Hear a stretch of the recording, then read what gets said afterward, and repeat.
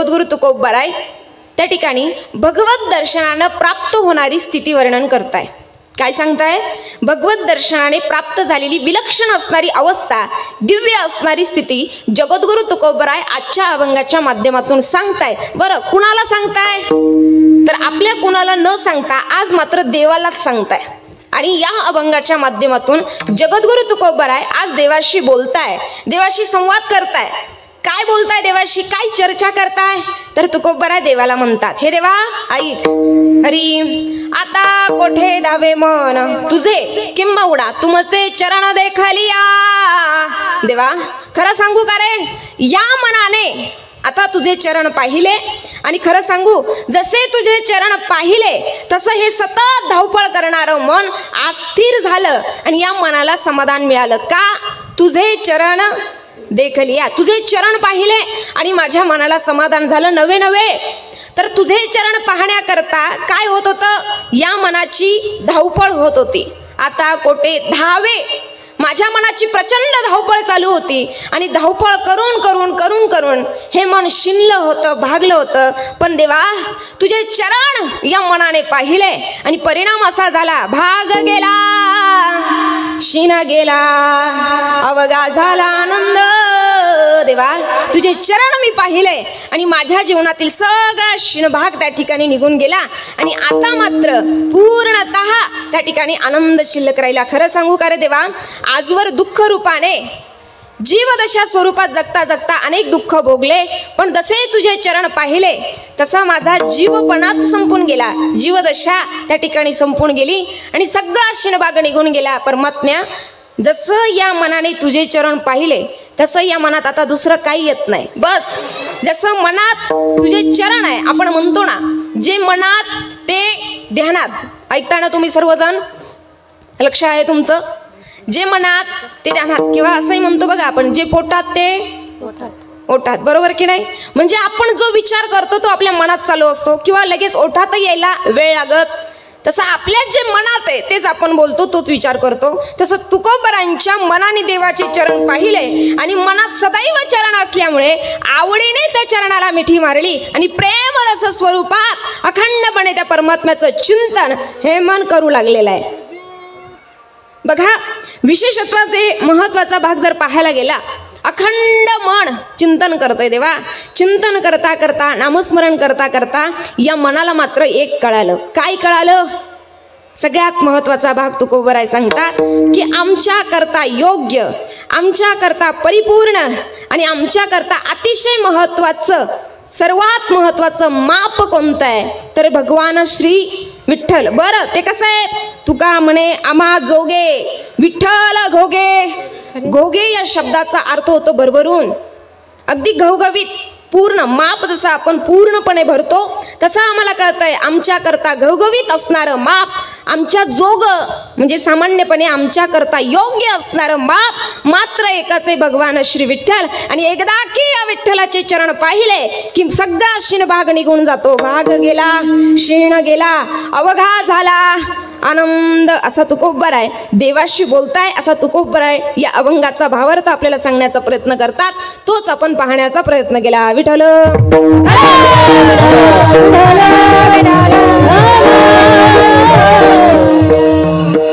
या अभंगाचा जर आपण बारकाईने अभ्यास केला आणि त्याच्याकडे नीट पाहिलं तर लक्षात येईल, आता कोठे धावे मन तुझे किंबहुना तुमचे चरण देखलिया। बस तुमचे किंवा तुझे चरण देखलिया या पदाशीच बाकी सगळा अभंग फिरतो। देवा तुझे चरण पाहिले, परिणाम आता कोठे धावे मन, मन धावत नाही। तुझे चरण पाहिले, शिणभाग निघून गेला, आनंद शिल्लक राहिला। तुझे चरण पाहिले, प्रेम रस स्वरूपात आवडीने या मनाने तुझ्या चरणाशी मिठी मारली। तुझे चरण पाहिले आणि एक मात्र कळालं, आमच्या जोग आमच्या करता परिपूर्ण माप म्हणजे भगवान श्री विठ्ठल आहे। कारण काय घडलं? एकच पद, कोणतं? तुझे चरण देखलिया, एवढंच कारण घडलं। परिणाम अभंगातील बाकीचे सगळे पद त्या पदाशी अवलंबून आहे। ते पद जर घडलं नसतं, चरण पाहिले नसते, तर मनाची धावपळे थांबली नसती, शिनभागाही त्या ठिकाणी निघून गेला नसता, प्रेमदर्श स्वरूपात परमार्थाच्या चरणाला मिठी मारली नसती आणि भगवान श्री विठ्ठल आमच्या करता योग्य मापे हेही कळालं नसतं. म्हणून आपल्या लक्षात येतं सगळ्यात महत्वाचं, बाकीचेही पद महत्वाचे आहे पण त्याला कारण घडणारं पद म्हणजे काय, तुझे चरण देखलिया विठ्ठल.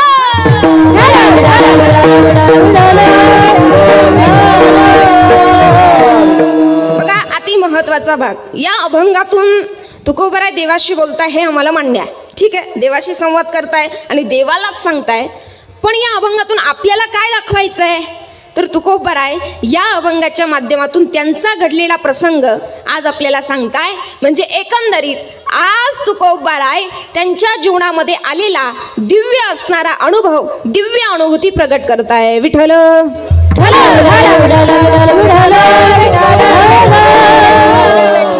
काय अनुभव सांगताय, काय अनुभूती सांगताय. विशेषतः जर संतांकडे आपण पाहिलं सर्वांनी तर आपल्या लक्षात येईल संतांनी हाच एवढाच अनुभव सांगितला असं पाहायला मिळत. जो जो पावलोपावली जो जो अनुभव त्यांना आला, प्रत्येक अनुभव या जगताला सांगण्याचा प्रयत्न त्यांनी वेगवेगळ्या मार्गानुसार केला. प्रत्येक अनुभव सांगितला. सामान्यपणे सामान्य माणसं इतरांना आपल्या जीवनात आलेला अनुभव सांगत अनुभव आले अंगा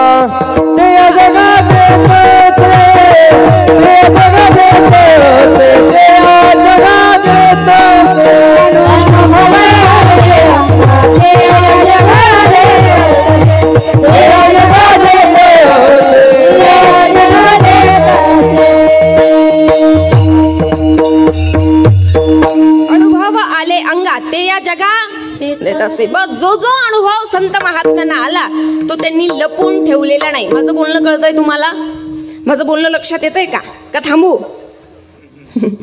येतंय ना लक्षात. मग मन लावून ऐका, सर्वांगाचे कान ऐकून ऐका. महत्वाचा भाग सांगते. तुकोबराय किंवा इतरत्र कोणतेही संत घ्या, संतांनी त्यांच्या जीवनात जो जो अनुभव आला तो या जगाकरता महत्वाचा आहे हे जेव्हा संतांना कळालं तेव्हा संतांनी तो अनुभव अभंगाच्या, ओव्यांच्या, श्लोकांच्या माध्यमातून, ग्रंथांच्या माध्यमातून आपल्याला प्रतिपादन करून सांगितलं. साक्षी आले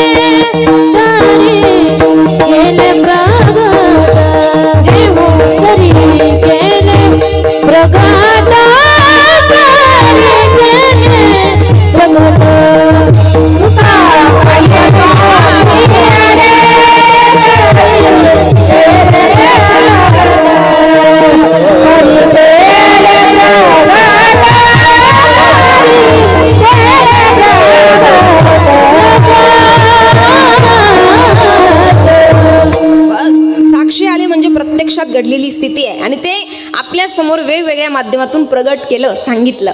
माझं बोलणं लक्षात घ्या. सामान्य माणसं हा डबल येणारा आवाज कमी करा. डबल सिस्टीम एक डबल ऐकून ठेवायला आणि फक्त स्पष्ट आवाज करा. बघा महत्वाचा भाग, सामान्य माणसं जे आहेत ना ते आपला अनुभव जगताला सांगत नाही, पण संत मात्र अनुभव सांगितल्याशिवाय राहत नाही. आता आपण सर्व गोळे गोंदेगावकर मंडळी बरोबर ना, सर्व मंडळी आहात. आपल्याकडे साधारणपणे शेतात काय उत्पन्न घेतात, काय घेतात? चांदी, कांदे, अजून मका, सोयाबीन. नाही मला मार्केट नाही करायचं तयार, फक्त एखादं पीक कांदे आपण लक्षात घेऊया बरोबर. कांदे समजा केले आपण शेतामध्ये आणि अत्यंत गोड कांदे त्या ठिकाणी उत्पन्न निघण्याच्या मार्गावर दिसतंय. अत्यंत भाजी जी असते कांद्याची अत्यंत टवटवीत आहे. शेजारच्या एखाद्याने समजा ती भाजी पाहिली, मी इथलं सांगत नाही, थोडं तिकडचं सांगते. समजा ती भाजी पाहिली तर सहज तो माणूस म्हणतो वा काय गोड माल आहेत, काय गोड कांदे आहेत, अत्यंत टवटवीत त्याची भाजी. मग तो लक्षात घेणार आणि ज्याचे कांदे त्याच्या घरी जाणार. घरी गेल्यावर त्याला प्रश्न करणार का रे शेतामध्ये फार चांगलं औषध मारलेलं दिसतंय, कोणतं मारलं मला सांग ना. हा मनात विचार करतो, याला जर औषध सांगितलं तर याला 3 पट जरा जास्त फायदा होईल, याला जरा थोडं वेगळं सांगतो तोच पण वेगळ्या मार्गाने 3-4 मिक्स करून सांगणारा बरोबर. जे औषध आपण मारून आपल्याला फायदा झालाय, अनुभव आलाय त्या औषधाच्या माध्यमातून, सामान्यपणे तो व्यक्ती तसं सांगत नाही, थोडं वेगळं सांगतो बरोबर की नाही.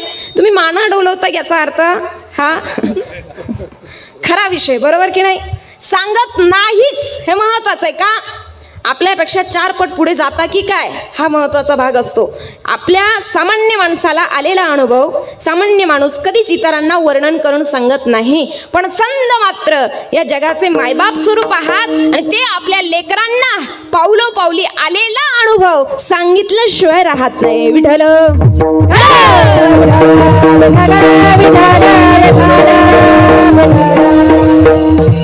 बरोबर आहे. ठीक आहे, तुम्ही अनुभव सांगितला की तुम्ही देवाचे चरण पाहिले आणि तुमच्या मनाला स्थिरता मिळाली, म्हणजे धावपळ करून शिनलं होतं ना मन, स्थिर झालं. तुकोबर आहे. आमचा एक गोड प्रश्न आहे. काय प्रश्न आहे ऐकताय ना महिला मंडळ, ऐका जरा. काय प्रश्न आहे तुकोबर आहे? तुम्ही काय म्हणताय? शीन गेला, भाग गेला. बरं, आधीकर काय म्हणताय? आता कोठे धावे, म्हणजे तुमचं मन धावत होतं, तुमच्या मनात शिनही होता आणि भागही होता. तुमचा अधिकार आम्ही ऐकलाय. म्हणे रामेश्वर भट्ट तुका विष्णू, बस इतका दिव्य अधिकार आहे. तुका राम नाम घेता, एवढा विशेष अधिकार आहे. एवढं तर सोडा तुकोबर आहे.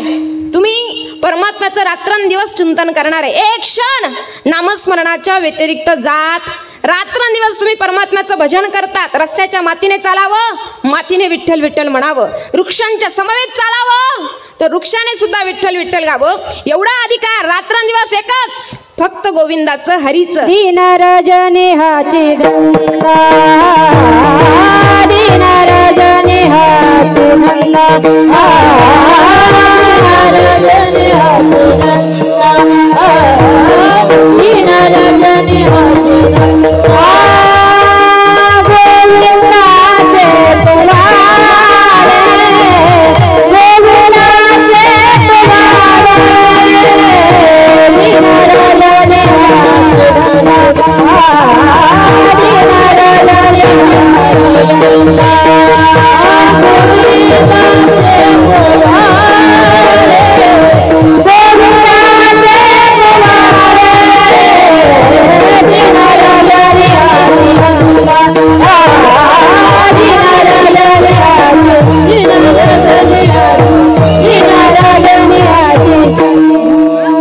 रात्रंदिवस तुम्हाला एवढंच काम आहे. धंदा म्हणजे काम, एवढंच काम आहे तुम्हाला. काय? गोविंदाचे पोवाडे, त्या हरीचं भजन, याच्या व्यतिरिक्त काही काम नाही. बरं, किती करतात? तुमचा एक क्षण नामस्मरणाच्या व्यतिरिक्त जात नाही. तुम्ही सांगतात ना, माझी मज झाली अनावर वाचा, एवढी विशेष अवस्था आहे तुमची तुकोबर आहे. एवढं भजन करणारे तुम्ही, तरी तुमच्या मनात शिनही होता, भागही होता, धावपळही होती. मग रात्रंदिवस भजन करून जर तुमच्या मनामध्ये शिन भाग आहे, धावपळ आहे, तर आम्ही असंही भजन करत नाही, तसंही भजन करत नाही. आमच्या जीवनात असाही शिन आहे, तसाही भाग आहे, अशी ही धावपळ आहे. माझं बोलणं लक्षात आलं? आपण असंही भजन करत नाही, तसंही करत नाही, पण मात्र असाही शिनबागे तसाही शिनबागे. मग रात्रंदिवस, थोडक्यात सांगू का आपल्या सामान्य भाषेत, तुम्ही रात्रंदिवस देवदेव करतात, तरी तुमच्या जीवनात दुःख आहे. कळलं माझं बोलणं? तरी सुद्धा तुमच्या जीवनात शिनभाग आहे, सतत धावतंय तुमचं मन. मग तुकोबर आहे, आम्ही भजन चिंतन नामस्मरण कीर्तन न केलेले बरे ना, असाही आमच्या जीवनात शिनभाग, अशी आमची दररोजची धावपळ. तुकोबर आहे म्हणतात. ऐका जरा मन लावून, महत्वाचं सांगतायत तुकोबर आहे. तुमच्या जीवनात शिनभाग आहे, माझ्याही जीवनात आहे, पण तुमच्या जीवनात असणारा शिनभाग हा संसारिक दृष्टिकोनातून आहे, माझ्या जीवनातला शिनभाग हा पारमार्थिक दृष्टिकोनातून आहे. विठ्ठल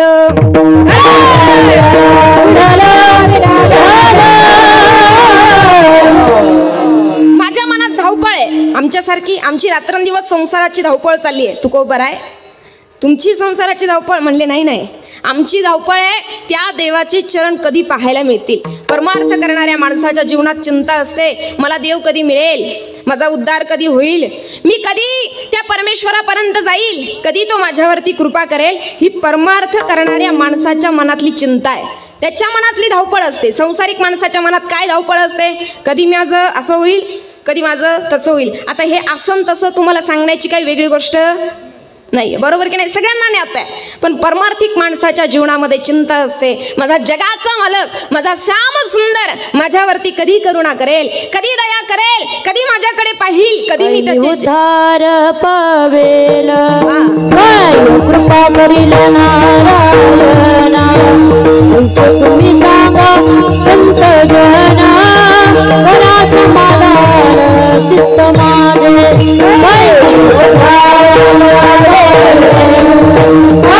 कृपा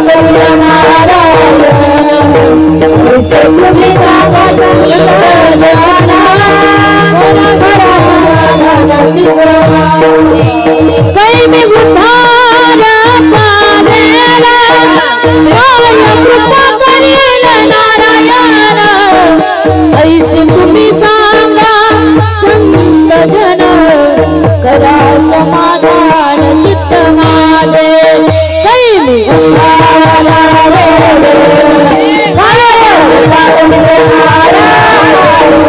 ऐसे तुम्ही सांगा संत करा समाधान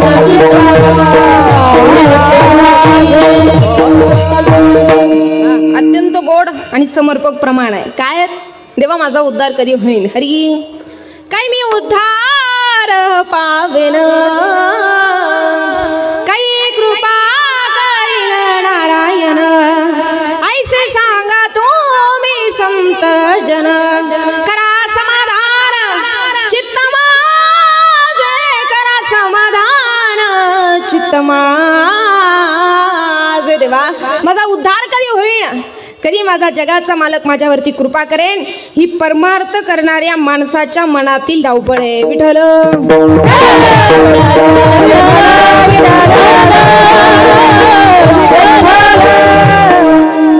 जगद्गुरु तुकोबरांची धावपळ कोणत्याही जीवनामध्ये पाहिली मात्र ती संसारिक दिसत नाही परमार्थिकच आहे. तुकोबरांचे अनेक अवतार झालेत. किती अवतार आज आपल्या जरा वेगळ्या अवताराला स्पर्श करायचा आहे म्हणून हा विषय उडलाय. किती अवतार झाले जगद्गुरु तुकोबरांचा अवतार मला वाटतं साधारणतः 5वा अवतार आहे. बघा जगद्गुरु तुकोबरांनी अनेक अवतार घेतले पण कुठल्याच अवतारात संसारिक चिंता पाहायला मिळत नाही. स्वतःच्या स्वार्थाकरता कधी भगवंताकडे मागितलंय कुठल्याच अवतारात पाहायला मिळत नाही. कधीच नाही. कुठलाही अवतार घ्या तुम्ही सर्वात पहिला अवतार जगद्गुरु तुकोबरांचा सांगितलाय. ज्या अवताराचं नाव आहे कोणत्या युगामध्ये कृतयुगामध्ये भक्त प्रल्हाद म्हणून अवतार घेतला जगद्गुरु तुकोबरांनी. कोणता भक्त प्रल्हाद. आज काय नरसिंह जयंती. सगळ्यात पहिला अवतार जर कोणता असेल तर भक्त प्रल्हाद कृतयुगामध्ये. त्यानंतरचं युग त्रेतायुग त्यामध्ये कोणता अवतार घेतला भक्त अंगद. दुसरा अवतार जगद्गुरु तुकोबरांचा. तिसरा अवतार त्या ठिकाणी सांगितलेला आहे कोणता उद्धवजी चला विदुरा घर जावे. उद्धवजी हा कितवा अवतार तिसरा. चौथा सांगितलाय नामदेव महाराजांचा आणि बस जगद्गुरु तुका अवतार नामयाचा आणि 5वा अवतार तुकोबरांचा. आपल्याला अवतार पाहून पहिल्या अवताराला जरा स्पर्श करायचा आहे का आज पर्व काळ आहे. आज काय सगळ्यांनाच माहिती आहे त्या ठिकाणी नरसिंह जयंती आहे. 5 पर्व काळांपैकी महत्वाचा हा एक पर्व काळ आहे आणि या पर्व काळाची विशेषता त्या ठिकाणी सांगितले. पर्व विशेष भागवत धर्मी नरसिंह जयंती राम नवमी वामन जयंती जन्माष्टमी उत्तम उत्तमी शिवरात्र हे 5 पर्व काळ सांगितले आणि या 5 पर्व काळामध्ये येणारी ही नरसिंह जयंती आहे जो 5 पर्व काळापैकी अत्यंत महत्वाचा पर्व काळ आहे. ज्या पर्व काळामध्ये संत महात्मे म्हणतात थोडी अधिक भक्ती करावी. श्रवण भक्ती आज तुम्ही सर्वजण करताय म्हणजे आजच्या पर्व काळावर तुम्ही श्रवण करताय भक्ती करताय. थोडं भक्त प्रल्हादाच्या चरित्राला थोडा स्पर्श करून जाऊ आज पर्व काळे म्हणून लक्षात घ्या. भक्त प्रल्हादाचं चरित्र जर पाहिलं तर जगद्गुरु तुकोबरायांचाच अवतार भक्त प्रल्हाद आहे म्हणजे भक्त प्रल्हादाचाच अवतार पुढे तुकोबर आहे. माझं बोलणं लक्षात येतंय. अति महत्वाचा भाग ज्या वेळेस भक्त प्रल्हादांचा जन्म व्हायचा आहे आख्यायिका सगळ्यांना ना ते थोडा स्पर्श करून आपण मेन विषयावर येऊयात. बघा भक्त प्रल्हादाचा बाप सांगितलाय. कोण आहे बाप वा भक्त प्रल्हादाचा बाप सगळ्यांच्या जवळजवळ पाठ असतो बाकी काही असो. कोण आहे हिरण्याक्ष का हिरण्यकश्यप बाप आहे. एवढी तपश्चर्या केली ओम ब्रह्मदेवाय नमः ओम ब्रह्मणे नमः एवढी तपश्चर्या केली. राक्षस कुळातलाय बाप बिचारा एवढी तपश्चर्या केली याने कोणे प्रल्हादाच्या बापानं. कोणी हिरण्यकश्यपूने की म्हणतात अंगावर मुंग्यांनी वारूळ तयार करावं एवढी तपश्चर्या केली. कुणी माझा मुद्दा लक्षात घ्या. एवढी तपश्चर्या केली सहज ब्रह्मदेव प्रसन्न झाले. म्हटले वत्सा मी फार प्रसन्न आहे काय मागायचं ते माग. एवढी भक्ती केली होती खरी पण कशा करता स्वतःच्या स्वार्था करता नाही उद्धारा करता नाही काही मागण्याकरता सुद्धा नव्हती. भक्ती होती ती फक्त बदला घेण्याकरता. माझं बोलणं लक्षात येतंय. बदला घ्यायचा होता म्हणून भक्ती केली आणि भक्ती करून ब्रह्मदेवाला प्रसन्न करायचं होतं म्हणून एवढी साधना केली. ब्रह्मदेव प्रसन्न झाले. म्हटले काय मागायचं ते माग मी प्रसन्न आहे. त्यावेळेस याने सांगितलं मला अमरत्व द्या. म्हणजे काय, मला कधीच मरायचं नाही असं साध्या भाषेत, मला अमरत्व द्या. ब्रह्मदेवजी म्हटले आता सध्या तसले प्रोडक्ट आमच्या कंपनीमध्ये नाही, कारण आम्ही मोहिनी अवतारामध्ये गेलो, ज्याला वरदान दिलं ते आमच्याच डोक्यावर हात ठेवायला तयार झालं होतं आणि आम्हालाच संपवणार होतं. आता तसे प्रोडक्ट आम्ही बंद केलेत. अमरत्व तुला काय बाबा, मलाच नाही, असलं अमरत्व मी आता तुला देऊ शकत नाही, दुसरं काही माग. हा म्हटलं अमरत्व नाही देऊ शकत ना ब्रह्मदेवजी, एवढ्या दिवसाची तपश्चर्या केली, मग मला एक द्या. काय द्या? हिरण्यकश्यपूने मागितलेलं मागणं सगळ्यांना माहिती. काय? मला मृत्यू यावा हे निश्चित आहे, पण माझा मृत्यू अमरत्व नाही देत ना, खाली होऊ नये वरही होऊ नये, बरोबर, दिवसाही होऊ नये रात्री होऊ नये, नराकडून नाही नारीकडून सुद्धा नाही, पशुकडून सुद्धा नाही, पक्षाकडून सुद्धा नाही, बरोबर, बाहेर नाही आतही नाही. सगळ्यात महत्त्वाचा भाग, हे सगळं अमरत्वाच्याच दिशेने मागितलेलं मागणं ब्रह्मदेवजी म्हणतात तसा असतो. कालांतराने हिरण्यकश्यपूची पत्नी म्हणजे कोण, माता कयादू सहज नारद महर्षींच्या आश्रमामध्ये जाते. सहज गेल्यानंतर त्या ठिकाणी कयादूला गर्भधारणा झालेली आहे, उदरामध्ये बालक आहे आणि नारद महर्षींच्या आश्रमामध्ये गेलेली आहे. आणि नारद महर्षींच्या आश्रमामध्ये गेल्यानंतर सहजच नारायण नामाचे धडे उदरामध्ये असणाऱ्या बालकाने श्रवण करावे, म्हणजेच त्यांनी ज्याच्यावर नारद महर्षींनी संस्कार केलेत ते बालक म्हणजे भक्त प्रल्हाद आहे, जे माता कयादूच्या उदरामध्ये आहे. अशी असणारी माता संस्कार तिथेच जडतात. परिणाम, ते बालक गर्भाशयामध्ये असतानाच म्हणू लागतं ओम नमो नारायणाय, ओम नमो नारायणाय. बस तिथूनच म्हणायला सुरुवात झाली. त्याला गर्भधान संस्कार असं म्हणतात, जे तुम्हाला सगळ्यांना माहिती आहे. काय गर्भधान संस्कार म्हणजे काय, थोडक्यात सांगायला गेलं तर आईच्या उदरामध्ये जे बालक आहे त्या बालकाला आईच्या उदरामध्ये जे काही शिकवलं जातं ते जगाच्या पाठीवर कुठलीच शाळा शिकवू शकत नाहीच. त्याला गर्भधान संस्कार म्हणतात. ते कुठे होतात? गर्भधान संस्कार गर्भाशयामध्ये करता येतात. महत्वाचा भाग आणि अतिविस्तृत जर पाहायला गेलं, नारायण नामाचे धडे भक्त प्रल्हादाने उदरामध्येच घेतलेले आहेत. कालांतराने भक्त प्रल्हादाचा जन्म झाला. सगळ्यांना कथाभाग माहिती आहे. जन्म झाल्याबरोबर हळूहळू मोठा होऊ लागला आणि म्हणत होता ओम नमो नारायणाय, ओम नमो नारायणाय. थोडा मोठा झाला, थोडं शाळेमध्ये टाकलं. शाळेमध्ये तो गेला, पण शाळेमध्ये सगळ्यांकडून शिकण्यापेक्षा तो सगळ्यांना शिकू लागला. म्हणा ओम नमो नारायणाय, ओम नमो.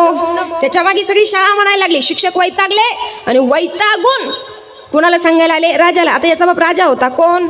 हिरण्यकश्यपू. आता राजा आहे, राजाला सांगायला आलेत. म्हटले हा म्हणतोय ओम नमो नारायणाय. म्हटले कोण? म्हणजे तुमचाच सुपुत्र भक्त प्रल्हाद. हा नारायणाचं आहे, त्या ठिकाणी धडे शिकवतोय मुलांना. म्हटले एक काम करा, असं म्हणतो. म्हणले हो. राजा म्हटला ते धडे शिकवायचं जाऊ द्या, पण त्याला माहित नाही का माझा जो अट्टर वैरी आहे त्याचं नाव घेतो, हा त्याचं स्मरण करतो. बोलवा त्याला. बोलवलं. कुणाला? प्रल्हादाला बोलवलं. बोलवल्यानंतर म्हटले का रे बाळा, जवळ घेतला आणि प्रेमाने समजून सांगितलं असं करायचं नाही, तो आपल्या बाजूचा नाही आहे, त्याचं स्मरण करायचं नाही, त्याचं चिंतन करायचं नाही. हे काय ऐके ना. हा म्हटले बाबा खरं सांगू का, तुम्ही सुद्धा म्हणू नका माझ्या मागे ओम नमो नारायणाय, ओम नमो नारायणाय. बाबा म्हटले तुला प्रेमाने एकदा समजून सांगतो, म्हणायचं नाही. बाबा तुम्हाला परत सांगतो, म्हणा तुम्ही ओम नमो नारायण. अहो तुमचा उद्धार होऊन जाईल, जगाचा मालक तुम्हाला मिळेल, तुम्ही म्हणा. असं म्हटल्यावर ह्या नारायणाला एवढा राग आला, एवढा राग आला, एवढा राग आला. म्हटले जा याला उचला, माझ्या वैद्याचं नामस्मरण चिंतन भजन करतोय आणि मला शिकवतोयस, याला उचला आणि मोठ्या कड्यावरणी लोटून द्या. उचललं, कड्यावरणी लोटलं. बिचारा काहीच झालं नाही. का? भगवंताची कृपा आहे, छत्रछाया परमात्म्याची आहे. काही झालं नाही. कड्यावरून लोटलं, काही झालं नाही. अनेक प्रसंग घडलेत. कडक तेलामध्ये टाकलं, काहीच झालं नाही. अगदी विंचवांमध्ये सर्पांमध्ये पाठवलं तरी काहीच झालं नाही. सगळे प्रयत्न, जाळण्याचा प्रयत्न केला तरी सुद्धा काहीच झालं नाही भक्त प्रल्हादाला. शेवटी पुन्हा बापानं बोलवलं आणि म्हटले का रे, काय एवढं नारायणाचं चिंतन करतोयस, तुला काही होत कसं नाही? म्हटले कसं काय होईल, जिथे गेले ज्या कड्यावरून लोटलं तो कडाच माझा नारायण आहे, ज्या जाळात तुम्ही टाकलं तो जाळच माझा नारायण आहे. म्हटले असं कसं काय? म्हणे हो, जळी स्थळी काष्टी पाषाणी जिकडे पहा तिकडे तो माझा नारायण आहे. म्हटले का रे, जिकडे पहा तिकडे कणाकणामध्ये. म्हटले हो. जरा या खांबात असेल का तुझा नारायण? म्हटले बघा तर. अनेक सहस्र वर्ज ती गजा उचलली, गदा, आणि उचलली तशी खांबावरती आदळले. खांबामधून नरसिंह परमात्म्याने अवतार जो धारण केला, जो श्रीमद भागवताने नमूद केला, तो अवतार धारण केला. तो अवतार धारण करण्याचा दिवस म्हणजे आजचा दिवस. विठ्ठल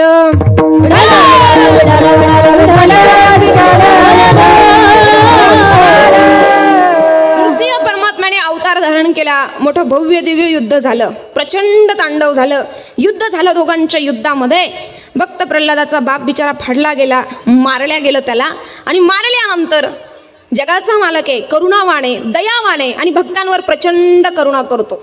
त्याला एक वेळ स्वतःला त्रास झाला तर चालतो, पण त्याच्या भक्ताला जर त्रास झाला ना त्याच्याकडे पाहिल्याशिवाय राहत नाही. म्हणून माझं चालतं चालतं एक वाक्य सांगायचंय तुम्हाला. कोणी जर भक्त असेल ना त्याला कधी नाव ठेवायचं नाही, त्याला कधी बोलायचं नाही तू तुझ्या मार्गावर मी माझ्या मार्गावर. मग तो येडं वाकडं कसं का रामकृष्ण हरी म्हणे ना, आणि कसा का कपाळाला गंध लावे ना, आपल्याला काही येणं आहे. तो कसा का ना देवाला मानतोय ना, कसा तरी रामकृष्ण हरी म्हणतोय ना, बस त्याचा आदर करावा. का तो आपल्या पार्टीचा आहे, बस हा महत्वाचा विषय. का तो भगवत चिंतन करणार आहे, आराधना करणारा नाही, देवाला मानतो, तर तो आपल्यासाठी पूजनीय आहे, वंदनीय आहे. महत्वाचा भाग लक्षात आला. ज्या वेळेस भक्त प्रल्हादाला मारलं, आपलं नृसिंह परमात्म्याने हिरण्यकशिपूला मारलं, फाडलं आणि आपल्या भक्ताला मांडीवरती घेतलं. त्या ठिकाणी भक्ताला कुरवळत आहेत, आनंदाने बोलताय, डोळ्यातून आनंद अश्रू येत आहे. अरे किती त्रास सहन केला, एवढे संकट आले, थोडा सुद्धा माझ्यावरचा विश्वास तो ढाळला नाही. आज समाजामध्ये असं आहे, एवढी थोडीफार भक्ती परमात्म्याची केली आणि देव जर नाही प्रसन्न झाला, नाही आपलं एखादं काम ऐकलं तर देवावरचा विश्वास ढाळतो. ही समाजाची रियालिटी म्हणजे वास्तविकता आहे. ढाळतो विश्वास. का कसला देव बिव नाही म्हटले असं मनामध्ये प्रश्न येतो. पण भक्त प्रल्हादा तू मात्र तसं केलं नाहीस रे. किती संकट आलेत, म्हटले काही देव नाही, अनेक लोक जात आहेत, मी पण माळ काढून टाकली. केव्हा? कोरोनामध्ये. पहा बरं, मी बोलते त्याच्यात काही खोटंच नाही, मला माहिती आहे. महत्वाचा भाग विश्वास ढाळला. पण प्रल्हादा थोडा कोरोना आला तर लोकांचा विश्वास ढाळला, लोकांनी माळा काढून टाकल्या सगळं, आणि सगळं सुरू केलं, सगळं काही बंद केलं, सगळं सुरू झालं रे बाबा. पण तू माझ्या वरचा विश्वास ढाळला नाही. अरे अग्निज्वाळात टाकावं, तुला कड्यावरून लटावं, कडक तेलात टाकावं, पण तरीही तुझ्या मुखात ओम नमो नारायणाय, ओम नमो नारायणाय, बस एवढा विश्वास ठेवणारा भक्त आहे रे तू. माझा माझा प्राण बनलायस तू. भक्त प्रल्हादाला कुरवळत आहे. पण इकडे वध कुणाचा झाला होता? राजाचा. आणि राजा जिथे बसतो त्याला काय म्हणतात? सिंहासन, आसन किंवा गादी, तीन. आणि कीर्तनकार जिथे उभं राहतात त्याला काय म्हणतात? व्यासपीठ. आपण थोडक्यात म्हणू व्यासपीठ. महत्वाचा भाग काय असतो? व्यासपीठ. इथे व्यासपीठ हा शब्द का लागला, महत्वाचा विषय आला म्हणून सहज सांगते. इथं उभं राहून किंवा इथे बसून जे ज्ञान जगाला सांगितलं जातं ते व्यासांचंच तत्वज्ञान आहे, म्हणून याला व्यासपीठ म्हटलं जातं. हे भागवतातलं वर्णन आहे. असो, काय चालू होतं आपलं? कीर्तन. आपली राजाची गादी चालू होती, हिरण्यकशिपूची ती गादी. गादीवर आधी कोण बसलं माहिती आहे? देव, नृसिंह परमात्मा. आणि भक्ताला मांडीवर घेऊन बसले. काही आपल्यासारखे जरा चत्रे भक्त होते, गेले आणि परमात्माने म्हटले देवा तुला शोभतं का रे असं? असं वागणं बरं नाही. देव म्हटलं काय? भक्ताच्या काळजीपोटी अवतार घेतला आणि असं वागणं बरं नाही असं म्हणतात. म्हणले तसं नाही देवा. राजा गेला तर राजाच्या जाग्यावर राजाचा चिरंजीव पुत्र सुपुत्र त्या ठिकाणी गादी चालवण्याचा अधिकार त्याला, तो बसतो. देवा तुला अधिकार नाही इथं बसायचा, इथं प्रल्हाद बसेल की तू? देव म्हटला ही जागा प्रल्हादाचीच आहे, ही गादी प्रल्हादाची आहे, हे आसन प्रल्हादाचंच आहे. पण विषय असा आहे, इथं हा राक्षस बसून बसून बसून ही गादी पूर्ण अयोग्य झाली आहे, म्हणजे एकंदरीत अपवित्र झाली आहे. आणि मी बसलो ना, माझा भक्त बसायचा आहेत ना, त्याला काही त्रास होऊ नये म्हणून आधी मी बसून ती गादी मी पवित्र करतो आणि मग माझ्या भक्ताला बसवतो. यातून आपल्याला काय भाग घ्यायचा माहिती आहे? आपण कुठे बसावं, कुठे उठावं, काय बोलावं, काय नाही बोलावं, कोणाच्या घरी खावं, कोणाच्या घरी नाही खावं, कोणाचा विचार करावा किंवा नाही करावा, याचा सुद्धा प्रभाव आपल्यावर पडतो. म्हणजे कसं काय? एखादा माणूस समजा दुसऱ्याकडे त्याची आठवण आली, त्याचा विचार चालू असला तरी त्याचा प्रभाव आपल्यावर होतो. ज्याच्या घरचं अन्न खाल त्याचा प्रभाव आपल्यावरती होतो. जिथे बसाल, जिथे संगतीत जाल, त्या सगळ्याचा प्रभाव आपल्यावरती होतो. हा महत्वाचा भाग आहे. कसं काय?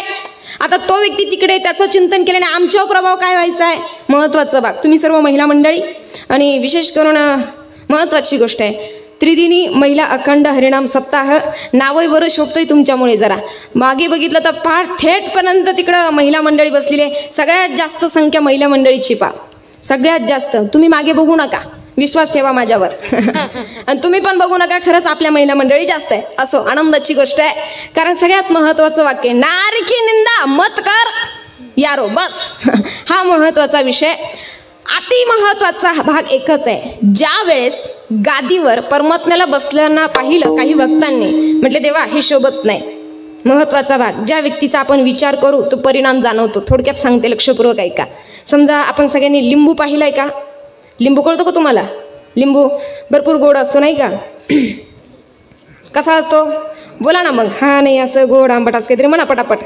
आंबट असतो की नाही? आंबट. चिंच पाहिली आहे तुम्ही? अशी अर्धी पिकलेली आणि अर्धी कच्ची असते बघा. तिला काय म्हणतात? कोणती चिंच? गारशल. महत्वाचा भाग. बरोबर पाहिली का ती तुम्ही? बरं, आवळा कसा असतो? आंबट.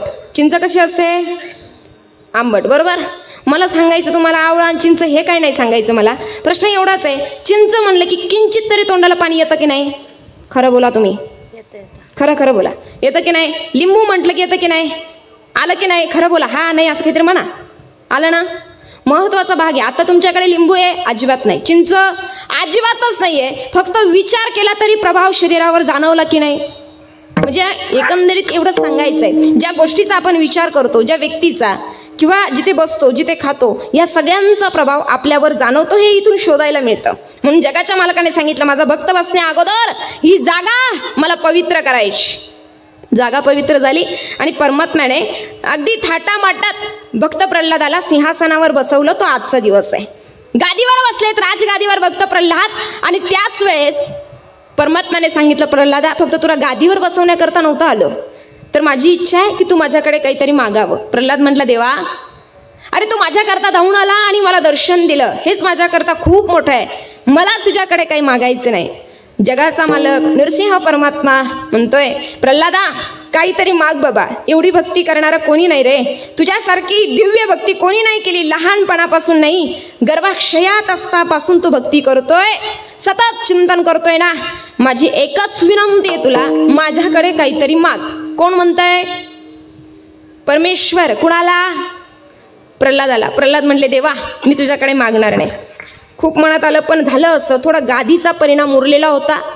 गादीवर बसलेला होता ना भक्त प्रल्हाद. भक्त प्रल्हादाचा थोडा स्वाभिमान जागा झाला. स्वाभिमान थोडा जागा झाला.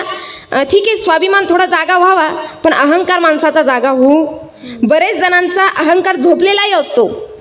कळलं का? म्हणजे अहंकार नसतो, पण मला अहंकार नाही याचा अहंकार पाहायला मिळतो. कळलं का माझं बोलणं?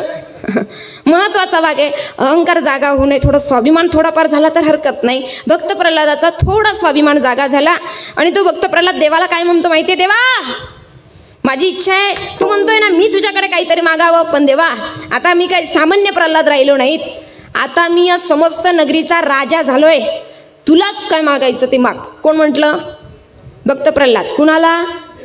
देवाला. देव म्हटला, वा रे वा प्रल्हादा, आता पक्क पटलं मला. गादीचा प्रभाव थोडासा, स्वाभिमान जागा व्हायला. प्रल्हादा तू म्हणतोय तुझ्याकडे मागायचं, मी मागायचं तुझ्याकडे. म्हटले हो, मी राजा आहे आणि देवा जे मागशील ते मी तुला देईल. आता परमात्मा कसा आहे? संत महात्मे सांगतात मोठा विलक्षण आहे, मोठा विचारी आहे. तो समोरच्या मनात काय चालू आहे, याच्यापेक्षा थोड्या वेळाने अजून काय येणार आहे हे सगळं जाणतो. न सांगता तुम्हा, बस न सांगता त्याला सगळं काही कळतं. असा असणारा परमात्मा आहे. विशेषतः सांगतात ना त्याची, चतुरा तो शिरोमणी, गुणलावण्याची खाणी, मुकुट सकला मनी. हे धन्य तुझी विठोबा. अत्यंत चतुर असणारा, चतुर नाही तर चतुरांचा शिरोमणी परमात्मा आहे. भक्त प्रल्हाद म्हटले, देवा काहीतरी तूच माझ्याकडे माग. तेव्हा देव म्हणू लागले, प्रल्हादा मी मागू? म्हटले, पण मला जे मागशील ते द्यावा लागेल. कोण म्हटलं? ऐका बरं, जरा शब्दांची जडणघडण येते. जो मन लावून ऐकेल त्याच्या लक्षात येईल. नाहीतर ते म्हटले, रात्री महाराज काय बोलले हे आम्हालाही कळालं नाही, असं व्हायला नको. महत्वाचा भाग सांगते. ज्या वेळेस जगाचा मालक म्हटले, प्रल्हादा मी मागतो पण तू द्यावाच लागणार आहे, ही महत्वाची अट मान्य कर. प्रल्हाद म्हटला, देवा मान्य, तू काही माग, मी द्यायला तयार आहे. आता परमात्मा आहे, चतुर परमात्मा मागणं मागतो भक्त प्रल्हादाकडे. प्रल्हादा मला एकच दे. काय? तू माझ्याकडे काहीतरी मागावं, एवढंच मला दे. काय मागणं मागितलं? बोलणं लक्षात आलं माझं?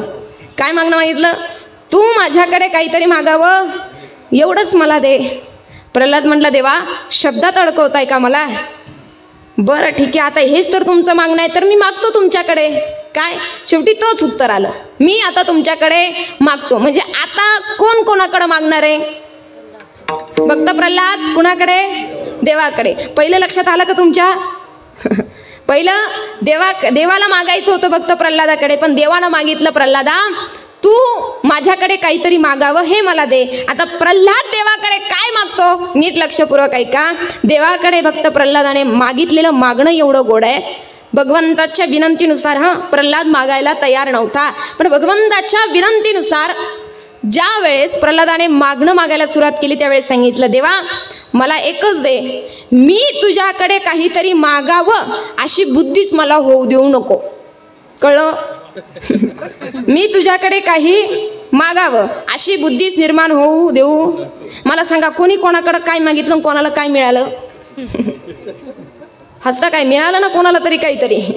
नाही म्हणजे तुम्ही बारकाईने ऐकताय, महत्वाचा भाग आहे. असं असलं की सकाळपर्यंत चालू द्यावं वाटतंय मला. मग काही चिंता करू नका, आपण वेळेवर थांबण्याचं प्रयोजन आखूया. महत्वाचा भाग कोणीच कोणाकडे मागितलं नाही. सर्वात महत्वाची गोष्ट आहे, जगाच्या मालकाने भक्ताची परीक्षा घ्यायची ठरवली, पण एवढी अवघड नाही घेतली. प्रल्हादाला त्या क्षणाला बुद्धी देणारा जगाचाच मालक आहे, सांभाळतो तो आपल्याला, फक्त तेवढा नितांत विश्वास त्याच्यावर असावा. किती? भक्त प्रल्हाद एवढं संकट येऊन एकच चिंतन करत होता, जे चिंतन आजच्या नृसिंह जयंतीच्या पर्व काळावर अत्यंत महत्वाचं आहे.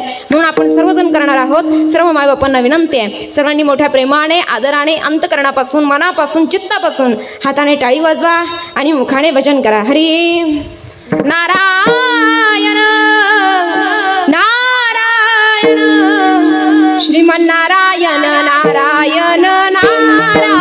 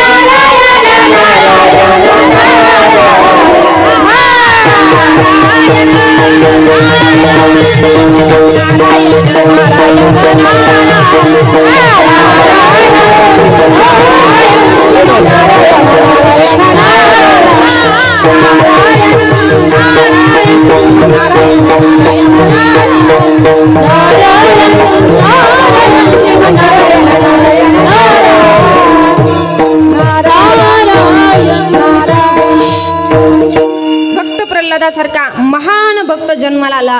कारण एकच घडलं, पुढं काय घडलं हे पाहण्यापेक्षा मुळापासून सुरुवात आहे गर्भदान संस्कार, जो आज नृसिंह जयंतीच्या निमित्ताने आपण अंतकरणात उतरवण्यासारखा भाग आहे. गर्भदान संस्कार पुढे बालक कसं जन्माला यावं, किंबहुना नवे नवे थोडक्यात सांगते कसं मरावं, हे सुद्धा गर्भदान संस्कारावर आहे. हे मी पुराव्यानुसार सांगते. कसं काय?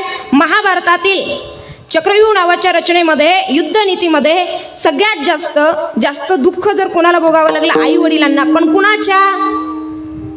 चक्रव्यूहामध्ये कोण मेला, कोण गेला? अभिमन्यू. का? त्याला कारण जेव्हा विचारलं अभिमन्यू चक्रव्यूहामध्ये का गेला असेल, तेव्हा शास्त्रकार मात्र बोट करतात अभिमन्यूच्या आईकडे. कारण काय होतं म्हटलंय, गर्भदान संस्कार घडत असताना ज्या वेळेस अभिमन्यू आईच्या उदरात होता त्यावेळेस कृष्ण कन्हैया घ्यायला आला होता. अभिमन्यूची आई कोण? सुभद्रा. सुभद्रेला घ्यायला आलेले परमात्मा सहज रथामधून त्या ठिकाणी प्रवास चालू होता आणि परमात्माला म्हणे, देवा काहीतरी थोड्याफार परमात्म्याच्या जगाच्या मालकाच्या थोड्या गोष्टी सांगा. जगाचा मालक म्हटला, आता जगाच्या मालकाच्या मीच गोष्टी सांगणं कसं जमायचं? मनातच्या मनात म्हणले, मला गोष्टी बिष्टी जमत नाही. म्हणले, पण काहीतरी सांग. म्हणे, कळलं का तुम्हाला? जास्त जमतात. म्हणले, देवा सांग. का? कारण हस्तिनापूर ते द्वारका काही मैल अंतर सांगितलंय. एवढा मोठा प्रवास गाठताना जरा गप्पा गोष्टी असल्या की म्हणले विरंगुळा होतो. म्हणून गोष्टी सांगताना देवानं सांगायला सुरुवात केली मारामारी, पण त्यात गेले चक्रव्यूह नीती सांगायला लागले. परिणाम काय झालं? सुभद्रेला रथामध्ये थोडी झोप लागली. आता हे ऐकून तिला काही फायदा होता का? हे नाही म्हणत मी. चक्रव्यूह ऐकून तिला काही फायदा होता का?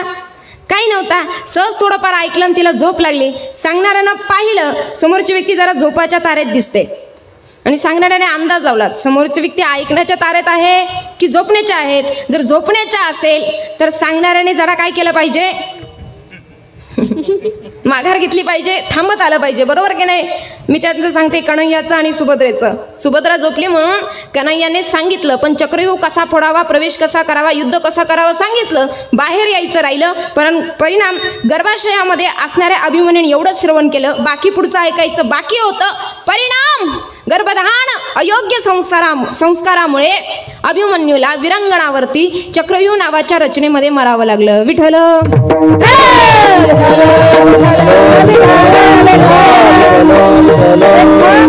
सर्वात महत्वाची गोष्ट गर्भधान संस्कार जे नरसिंह जयंतीच्या पर्वकाळावर आपण घेऊन गेलो पाहिजे आणि ते इथून पुढे आचरणात आणले पाहिजे. आज नरसिंह जयंती, परमात्म्याचा मंगलमय अवतार आज जन्माला आलात. का आलात? कारण त्याचं असं होतं, आमचे श्रीमंत श्री जगद्गुरु तुकोबारायांचा पहिला अवतार होता आणि प्रत्येक अवतारामध्ये कधीच स्वतःच्या स्वार्थाकरता मागितलं नाही, फक्त जगाच्या हिताकरता. भगवंता एकच सेवा दे, जगाचं हित होऊ दे आणि तुझी चरणांची सेवा घडू दे. का चरणांची सेवा घडू दे? तुकोबाराय म्हणतात, खरं सांगू का देवा, तुझ्या चरणांच्या सेवेमध्ये समाधान आहे. काही साधक म्हटले, काही आपल्यासारखी सामान्य माणसं म्हणू लागले, तुकोबाराय जरा तुम्ही इथे काय म्हणतात, तुमचे किंवा तुझे चरण देखलिया. इथे तुकोबारायांना म्हणता येतो तुझे मुख देखलिया. मला सांगा, मुख पाहण्याचा भाग आहे की चरण? काय माणसं चरण पाहतात की मुख जास्त? समजा तुम्हाला लक्षात येण्याकरता सांगते, कुठं समजा नवरदेव नवरी पाहायला गेले तुम्ही, कुठं तुम्ही जास्त पाय बघता की मुख बघतात? हा नाही म्हणा ना, तुम्ही जसं न पाहिलं आणि त्याच्याशी आपली काही भानगड नाही असं पाहतोय माझ्याकडे. चांगला परिचित विषय तुमचा, तुम्हाला समजावं म्हणून सांगते. काय पाहतात? म्हणजे पाहिल्यानंतर घरी येऊन एखाद्याने विचारला, हा कसा होता नवरदेव नवरी, तर तुम्ही काय सांगतात? पाय असे होते, पाय तसे होते असं सांगतात. मुख असं होतं, डोळे असे होते, नाक असं होतं असं सांगतात की नाही? म्हणजे मुख प्रधान आहे की चरण पाय? संसारिक दृष्टीने मुख प्रधान आहे, पण परमार्थिक दृष्टीने संतांच्या तुलनेत चरण प्रधान आहे. चरण अति महत्वाचे. का? कारण त्याचं सांगितलंय, मुखामध्ये परमात्म्याच्या जे समाधान नाही ते जगाच्या मालकाच्या चरणामध्ये समाधान आहे. विठ्ठल.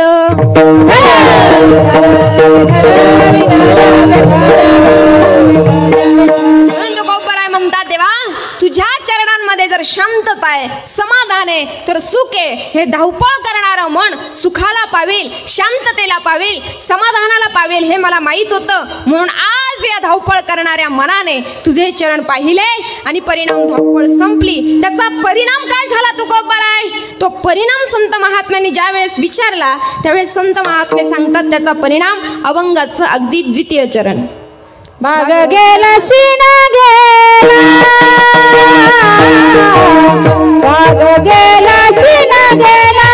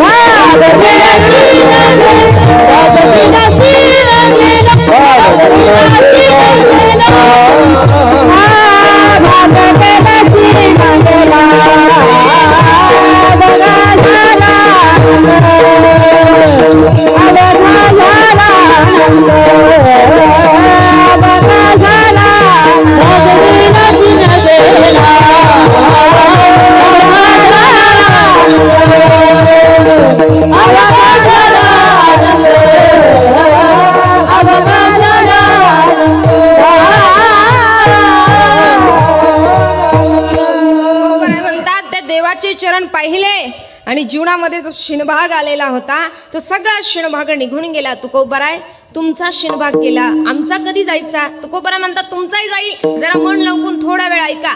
काय आमचा शिणभाग जाईल असं काहीतरी सांगा ना. म्हटले काही नाही, तुम्हाला चरण देवाचे पाहावे लागतील. चरण? म्हटले हो, कारण चरणांची सेवा करण्याकरता तुकोबराय म्हणतात घेईन मी जन्म याजसाठी देवा तुझी चरण सेवा. देवा तुझ्या चरणांची सेवा करण्याकरता मी जन्म घेईन. प्रतिज्ञाच करतात. घेऊ का जन्म, घेऊ शकतो का जन्म असं म्हणता येत होतं ना, पण डायरेक्टली काय घेईन मी जन्म, बस विषय संपला. कुठे देवही काही म्हणू शकत नाही, आता जन्म घेणारच आहे. कशा करता? चरण. मग चरण एवढे महत्वाचे आहेत का? म्हटले हो.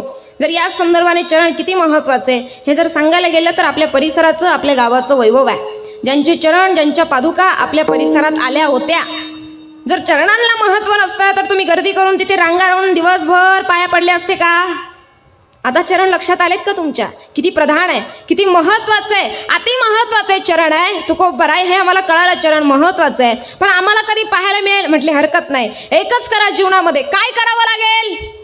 म्हटले काही नाही, जीवनात परमार्थ जरा मार्गानुसार पायऱ्यांनुसार करावं लागणार आहे. आम्हाला चरण पाहावं असं मात्र वाटतंय.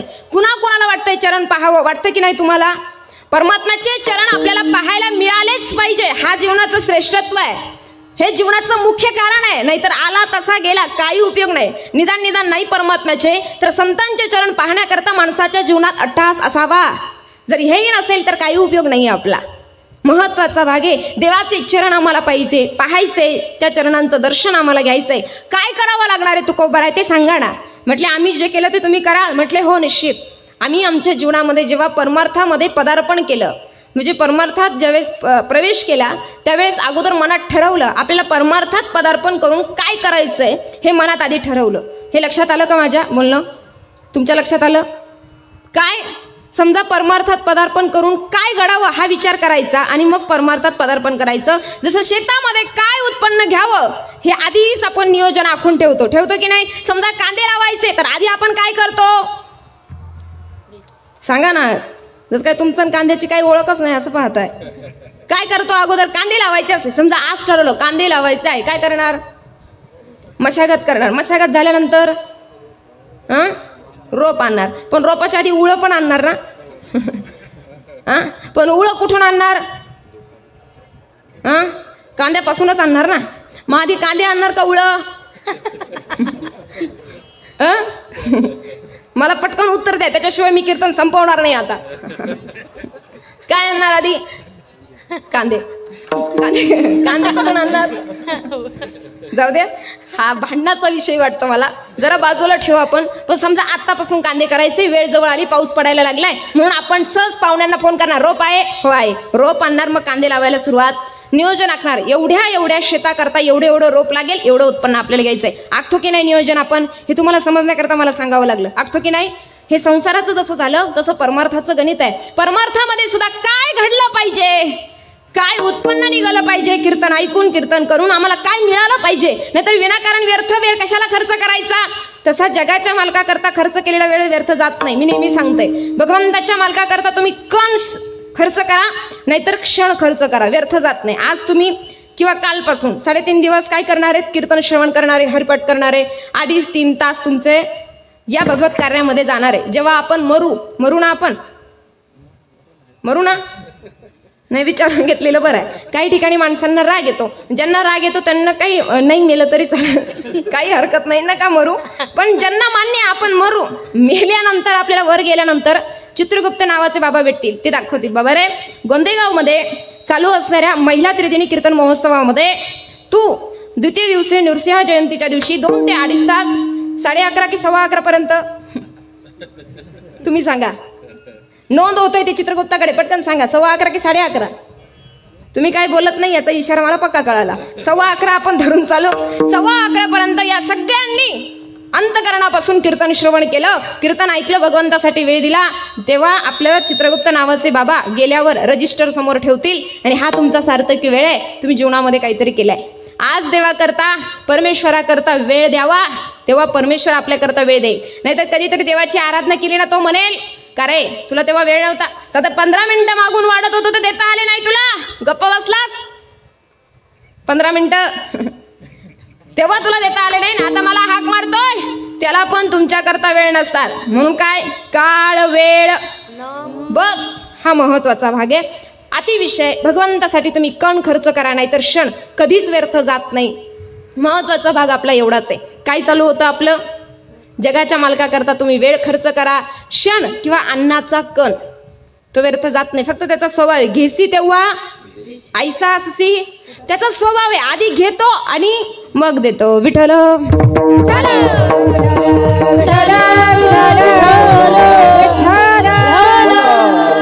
आम्हाला कळालं, तुम्ही देवाचे चरण पाहिले, आम्हाला पाहिजे एवढं पटापट सांगा. तुकोबराय म्हणतात देवाचे चरण पाहावेसे वाटतात ना.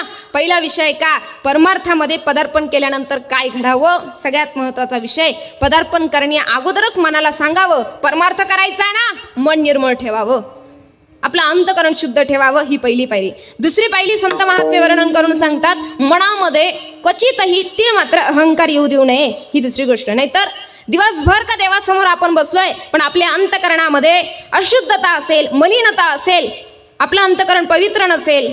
दुसरी गोष्ट, आपल्या अंतकरणात अहंकार असेल, दिवसभर केलेली भक्ती फोल आहे, ती पूजा ती भक्ती देव स्वीकारतच नाही. पण मन निर्मळ असेल आणि क्षणभराची जरी पूजा असेल तरी देव स्वीकारतो. म्हणून देवाचे द्वारी उभा तास भरी, काय म्हटलं, क्षण, पण तो निर्मळ अंतकरणाने असावा, अहंकार विरहित असावा. पहिली गोष्ट कोणती, परमार्थ करताय ना, आजपासून मनाला सांगावं, आजपासून तू निर्मळ राहा, अंतकरणाला सांगावं. पहिली गोष्ट कोणती, बोला ना, निर्मळता. दुसरी गोष्ट, अहंकार बाजूला सारावा.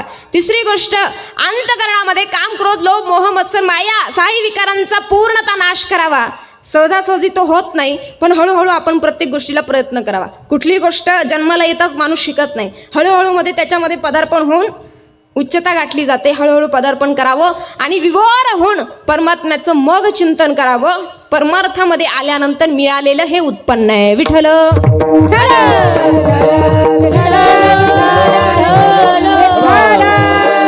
तुकोबराय हे सगळं केलेलं काय होईल, तुकोबराय वर्णन करून सांगतात, जसं आमच्या मनाचं धावणं थांबलं, या सगळ्या पायऱ्या तुम्ही करा. बस देवाचे चरण तुम्हाला दिसल्याशिवाय पाहिल्याशिवाय राहणारच नाही. पण तुकोबराय तुम्ही पाहिलेत म्हटले, हो तेच सांगतोय ना मी अभंगाच्या अगदी प्रथम चरणामध्ये.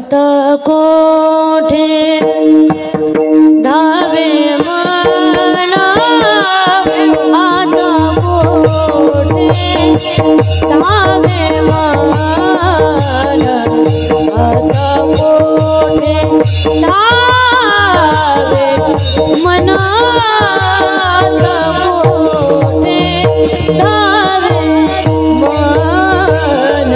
आता कोठे धावे मन, आता कोठे धावे मना, आता कोठे धावे मन, आता कोठे धावे मना, आता कोठे धावे मन. तुमचे चरण देखलिया, तुमचे चरण देखलिया, तुमचे चरण, तुमचे चरण देखलिया. भाग गेला जीन गेला, भाग गेला जीन गेला, भाग गेला जीन गेला, भाग गेला जीन गेला. तुमचे चरण देखलिया, तुमचे चरण देखलिया, तुमचे चरण, तुमचे चरण देखलिया. भाग गेला जीन गेला, गेला जीन गेला, गेला जीन गेला, भाग गेला जीन गेला.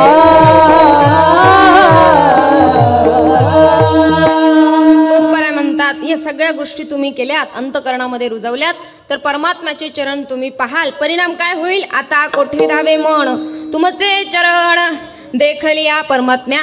हे सगळं करूनच चरण पाहता येईल का? म्हटले हो, कारण या परमार्थातल्या पायऱ्या आहे. फक्त नामस्मरण केलं आणि अंतकरणात तुमच्या माझा फार अहंकार असेल, मलिनता असेल, तर आपण केलेलं सगळं निरर्थक ठरतं, काही त्याचं शिल्लक राहत नाही. महत्त्वाचा भाग आहे या परमार्थातल्या पायऱ्या आहे. पायऱ्या काय आहे? मी नेहमी एक उदाहरण सांगते असते, तुमच्या लक्षात येईल जरा. पायऱ्या प्रत्येक गोष्टीत असाव्या. मला वेळ तुमचा माहिती आहे, आपण मिनिमम 11 वाजून 10 मिनिटाला थांबू, चालेल ना? हां, विचारून घेतलेलं बरं आहे. महत्त्वाचा भाग पायऱ्या काय माहिती आहे? कुठल्या गोष्टीत पायऱ्या? आता तुम्ही मंदिरात जातात, घरात पायऱ्या असेल, जिथे तिथे तुम्ही पायऱ्या पाहतात. पहिली पायरी ओलांडल्याशिवाय दुसरी ओलांडता येते का? ठीक आहे, पहिली ओलांडूनही न ओलांडता काही दुसरीवरही जातात, पण बरेच कष्ट घ्यावे लागतात की नाही? आणि तिसरी जर घ्यायची ठरली तर पळत मागे डोक्यावर आदळण्याची चिंता असतं की नाही? माहिती ना पायऱ्या तुम्हाला? ही पायऱ्यांची गंमत आहे. पहिली पायरी, दुसरी पायरी ही एक वेळ संसारातली एखादी मागे पुढे होऊ शकते, पण परमार्थातली मागे पुढे करून चालत नाही. पायऱ्यांनी जावंच लागतं. महत्वाची गोष्ट आहे. काय करावं? निर्मळता, अहंकार बाजूला सोडावा, मोह मत्सर माया विकार बाजूला सारावे, विभोर होऊन संतांची संगती करावी, विभोर होऊन परमात्म्याचं चिंतन करावं. या पायऱ्या. एका साधकाला एका महंतांनी असंच सांगितलं. मी नेहमी सांगते, लक्षपूर्वक ऐका, एवढं पाहून आपण थांबूयात. एका साधकाला एवढं सांगितलं, म्हटले बाबा तू असं एवढं कर, बस 4थ्या पायरीपर्यंत आला, आता नामस्मरण कर, 6 महिन्यामध्ये तुला जगाचा मालक मिळेल आणि देवाचे चरण तू पाहशील. असं एका महंताने कुणाला सांगितलं? एका सामान्य साधकाला. ऐकता ना तुम्ही ज्येष्ठ टाळकरी मंडळी? साधकाला सांगितल्यानंतर ते साधकाला आनंद झाला, 6 महिन्यात मला देव मिळणार. घरी गेला, महंतांनी सांगितलेलं होतं. काय काय पहिली पायरी काय होती? बोला ना. निर्मळता.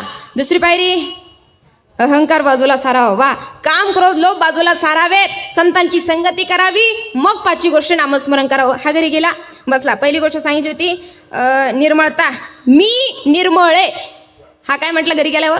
सांगितलं होतं ना, करायचंय तसं, देवाचे चरण पाहिजे. मी निर्मळे, मी अहंकारी, मी अजिबात अहंकारी नाही, मी विकारांसहित आहे, मी माझ्या अंतकरणात अजिबात विकार शिल्लक ठेवलेले नाही, मी संतांची संगत केली. हा मी कळतोय का तुम्हाला? जरा ओरडून सांगते, मी कळायला पाहिजे. हा मी संतांची संगत केलेली आहे आणि मी नामस्मरण करतो. हे सगळं केलं. 6 महिने काय 12 महिने गेले, याला कळलं. सांगणारे पक्के येडे होते. मी ते सांगणारे सांगते, तुम्ही हसतात का बरं? ते महंत, मी काय महंत आहे का बरं? मी साधारण आहे. महंत सांगितलं होतं ना त्या साधकाला, ते म्हणले सांगणारे पक्के वेडे दिसलेत, 6 महिन्यात देव भेटणार. काय देव भेटला नाही, यांचा देव काय नसतो म्हणे. रागच आला त्याला. 6 महिने व्यर्थ गेले ना, 6-12 महिने. आला त्या महंताकडे धावत आणि महंताला म्हणाला, का हो असं चुकीचं सांगायचं लोकांना, काम बंद करा. जरा महत्वाचं आणि अति महत्वाचं सांगा. काय सांगा? जेणेकरून अंतरी मूर्ती ठसावी श्रीहरीची, भक्ती ज्ञान विरहित इतर त्या गोष्टी न कराव्या, असं काहीतरी सांगत चला, देव मिळावा असं काहीतरी सांगत चला. म्हटले हो, मग तेच तर सांगितलं ना तुला. म्हटले मी सगळं केलं पण देव काय मिळाला नाही. तुम्ही असं कसं होईल? मिळालंच पाहिजे. म्हणजे तुम्ही सांगितलं तसं केलं का? म्हणले हो. म्हणजे सांग काय काय केलं? हे बघा, मी निर्मळ आहे, मी अजिबात अहंकारी नाही, मी सगळे काम करत लोक बाजूला सारले, संतांची संगती मी केली आहे आणि मी चिंतन करतो. महंतांच्या पक्क लक्षात आलं याचा मी काय काय करतो आणि याच्या मीने काय काय केलंय. म्हणता म्हणले तुला देव मिळाला असता पण जरा थोडा प्रॉब्लेम झाला. म्हटले काय? बस ठिकाणावर बस, जरा दूध आणणार आहे. दूध सांगितलं. याला वाटलं मला आता दूध पाहुणा आलाय म्हणून देतो की नाही आपण, दूध चहा देतो ना. हा म्हणा ना, आता कीर्तन झालं मी डायरेक्ट जाणार आहे. चिंता करू नका, दूध चहा देतो की नाही आपण.